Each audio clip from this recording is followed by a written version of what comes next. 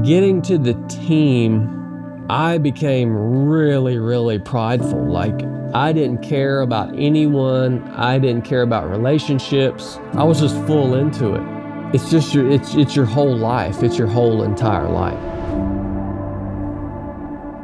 Once you got into the SEALs, when you got to the other side, what was that experience like, realizing you're amongst people of the same caliber as you? Like, there was, you all were elite at that point. It kind of, put everyone back down on the same, I don't know, the same level kind of thing. Yeah. So a couple bad things come from who you become going through that training. Like, for me personally anyways, everybody's experience is totally different, obviously, but I had going through that training, and by the way, that was like the first thing I had ever achieved in my life, right? And that's a big achievement for anyone, but that was like the first for me. And I became really, really prideful. Like, okay, now I have my Trident, like I'm better than everyone else. And man, that wasn't good. Caused me a lot of problems. I became really prideful. And then getting to the team was nothing like the Buds experience. When you actually get to the team, you're surrounded by a bunch of guys who have been there for a long, long time. And these guys are like, a lot of them are true heroes. But they just seem like normal dudes. They've been doing the job long enough that, they're not full of piss and vinegar like you are when you first show up to the team, And it was a big shift for sure. Like, when I first got to the team, SEAL Team 8 was out on a deployment, and for like 2 months, I sat in a closet and wrapped paddles with 550 cord, paracord. That's what I did like the first 2 months at the SEAL team. I was pissed off about that too. Yeah, for sure. Is that like an initiation? Is that like, earn your stripes kind of thing? Like, are they putting you in that situation just to... Yeah, they do. I think they intentionally do that because they know guys like me are coming out of that training pipeline, and we're so prideful. Like, we think we're ready, and we're so hungry to get after it. And they're like, no, we're gonna knock you down a step, because you can't learn when you're that prideful, and when you get done with SEAL training, you still have a lot to learn.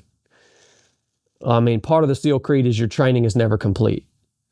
So you still have a lot to learn, and they know you're showing up, and you're not even in a mindset that they can even teach you the things that you need to learn. So yeah, they knock you down for sure. Hope you're enjoying this episode with Chad Wright so far. If you want to see an extended cut of this interview, because we couldn't get absolutely everything in there, from the conversations in his car to his lounge to the morning coffee talks, find them all at Patreon down below.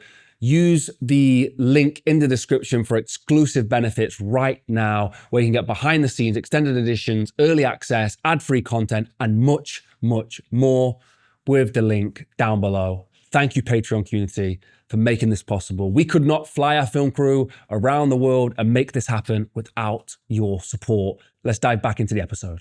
I mean, it makes sense. It makes sense. But it's interesting how there's so many different processes, unofficial or official, that lead to you being this elite fighter.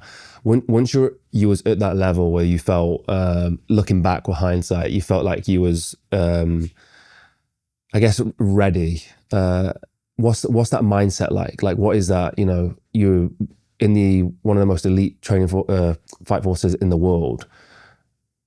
How do you balance the ego? How do you balance being out there and doing the mission? Like, are you able to sacrifice the ego and let go and just focus on the goals in front of you? And yeah, what's the mindset of the SEALs when you're on deployment or on a mission? So I can only speak for myself, but I didn't balance anything. I went full into, you know, that ego and that pride and like I didn't care about anyone, dude. Like I didn't balance anything. Like I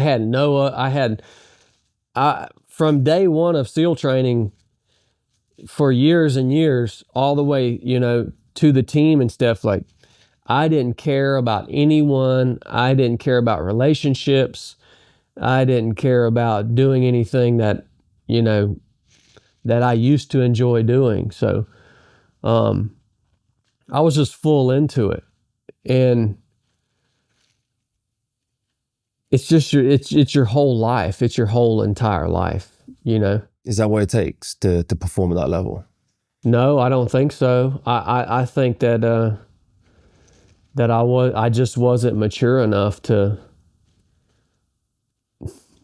do anything else. Like I didn't know any better, you know. It's wild how you can be 19 years old and be in that position. Like you are not ready. You don't understand anything at 19 years old. And here you are in this position with all this training and with all this, you know, clout, and you got a big Trident and the world thinks you're the best thing since sliced bread, you know, and I couldn't wield it, man. Did you ever throughout your career? So no, I mean like my attitude destroyed me, dude.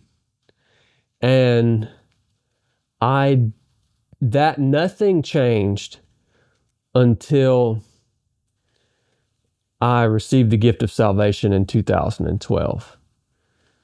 And then all of a sudden, everything about who I was changed. Like all of a sudden there was this real purpose that was like real. You think your job in the military is you think that's not, I mean, all that crap goes away, you know, like it's not going to last forever. And so,